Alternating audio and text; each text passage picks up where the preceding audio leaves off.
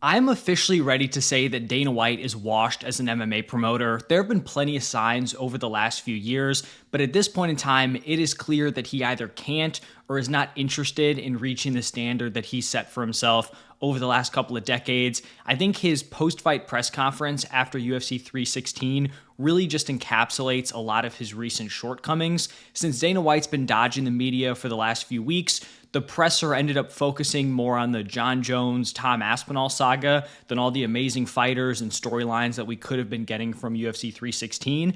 And when you listen to his post-fight presser, the takeaway that I have is that he is either insanely delusional or he thinks the fan base is just so completely brain dead that they're just going to listen to the BS that is spewing out of his mouth and they're just magically going to believe it. So in this video, I'm going to play a few of the clips from that press conference. You guys can form your own opinions and then I'll comment on it after. But we're going to start off with these comments. It's a bit different now, right? Because Jon's been tweeting a lot about the fact that he's told you his plans, he's ready to vacate the belt and all the rest of it. He said he's ready to vacate the belt? He said he doesn't care if you strip him, he would vacate it.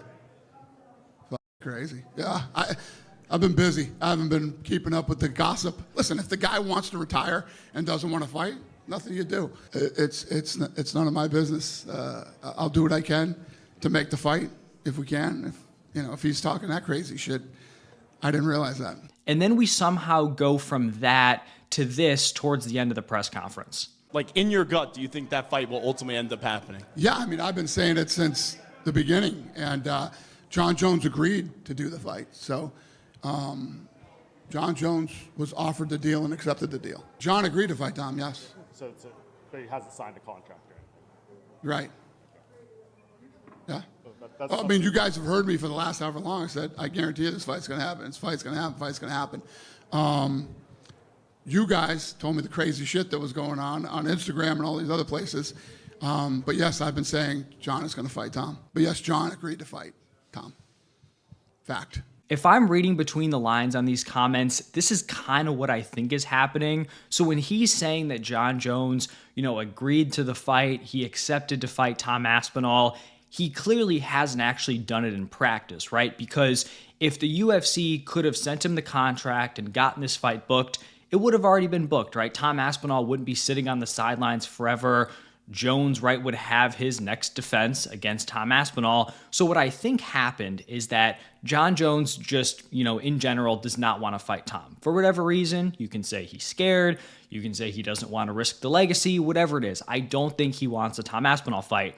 And so I think he asked the UFC for a huge number, a huge contract, thinking that the UFC would not give it to him, but then said, I would fight Tom if you gave me this amount of money.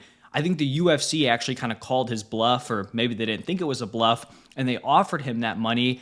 And then Jon Jones now is like, still not really interested, don't really want the fight. Like, if Jon Jones has agreed, there wouldn't be all this BS back and forth on Twitter. Tom Aspinall, wouldn't be saying he's retired. So it makes no sense. Like, early on, you can't say, well, if he wants to retire, he can retire. I can't control him. It's none of my business. It quite literally is your business. But you wouldn't say that if Jon Jones was just ready to go and, have this fight booked. So those two things just don't make any sense. And the fact that he's completely unaware of everything Jon Jones has been talking about and he says he's busy, it literally is your job. I just can't even fathom that that was something that came out of his mouth. As a promoter, you have to make the fight or move on. You can't let Jon hold you and the division by the balls. I mean, Dana White might like that, but in terms of the fans, the company, the weight class, all the other fighters in the division, it really is just embarrassing. And I honestly think, if Jon Jones doesn't want this fight right now, I think the best thing to actually get him to agree to this fight, potentially later on, is just to strip him and say, Jon Jones doesn't want to fight. We're going to move on, because Jon Jones loves when people talk about him. Once that attention starts to die down and he can't hold the belt over everyone, he's either going to lose his mind, which is certainly possible, or he's going to want to come back so badly because he needs the attention from the fans. He feeds on it. He wants everyone talking about him. And so if you actually want to get him back and he's not agreeing to this fight, I think if you strip him and, kind of make him feel like he's not as important to the company, I think it'll actually make him more interested in returning here. But you have Tom Aspinall, someone who I think has like probably top 3, top 5 star power right now in the UFC, and you're just icing him to like appease someone who has no interest in fighting him, hasn't shown any interest in fighting him. In my opinion, it's crazy. Then over the last week or so, we've kind of seen an uptick in these rumors about Francis Ngannou potentially returning to the UFC. I think his coach, Eric Nixick, said he would be open to a return. He might have like one fight left on his PFL deal. And then, it got even more attention because then Jon Jones was, trying to pivot away from Tom Aspinall, now talking about like, oh, the real super fight is me taking on Francis. So then Jon Jones was asked about, potentially bringing Francis Ngannou back to the UFC. Here's the clip. If you were put in the position, would you maybe try to get Ngannou back under contract or no?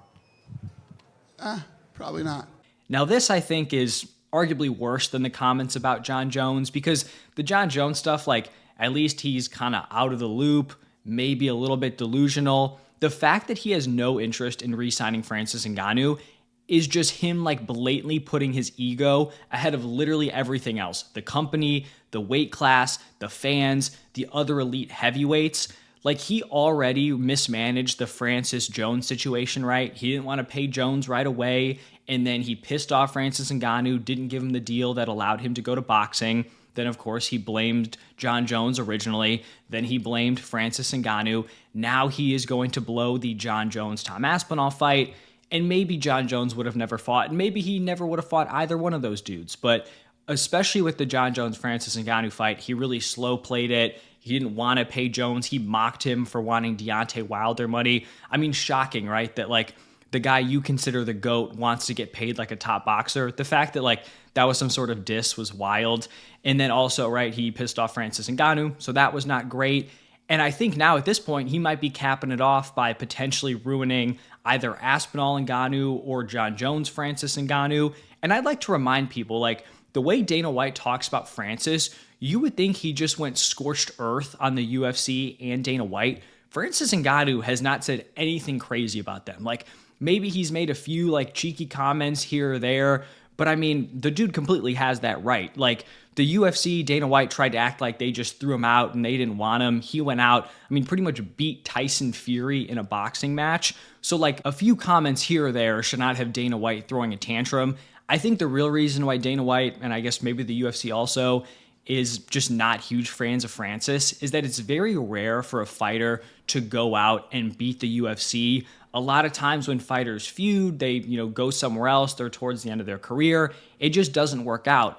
For Francis, you can come to me and say, oh, he's 0-2 in boxing, whatever.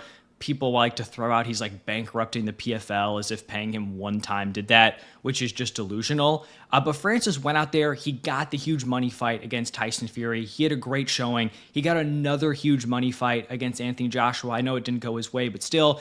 Then he had a very impressive MMA win where he got paid more than he would have in the UFC. So like, this has been a massive success for Francis Ngannou, and I think the UFC is really sensitive when guys go out and they actually find success outside of the promotion. And so, like, Dana White was really just butthurt that, like, Francis got a better deal while also having the freedom to fight in boxing. And then lastly, this is much more of a minor point, but this is the last clip I'll show. This was him getting asked about Merab's, like, future fights for the title. The Umar rematch is interesting, and it makes your legacy even better when you ran through everybody twice. So we'll see. That could happen before the Corey Sandhagen fight?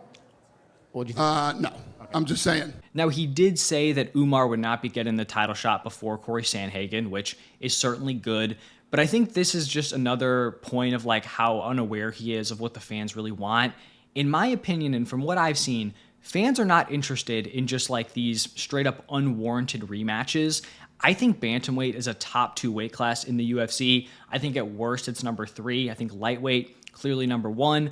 I'd have bantamweight number 2. You can make a case that welterweight is really climbing, and maybe you think that is number 2, but like at worst, a top 3 weight class. And I feel like the UFC has just completely delegitimized the weight class's title shots.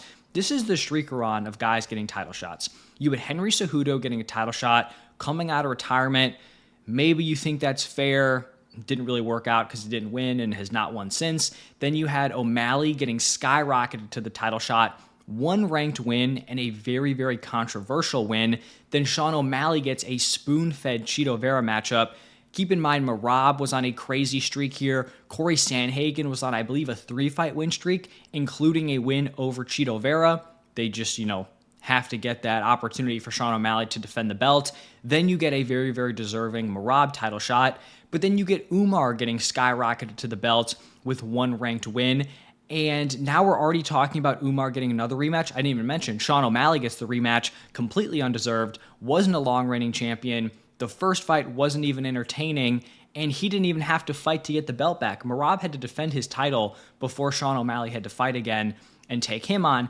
And now we're already talking about an Umar Nurmagomedov rematch. I think Merab is probably more likely to defend his belt twice before Umar even takes another matchup.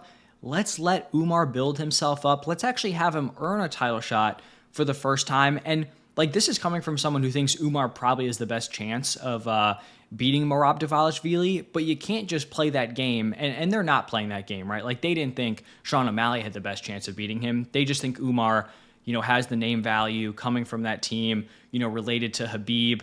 I think it's just another point that, fans just don't want these BS rematches over and over again.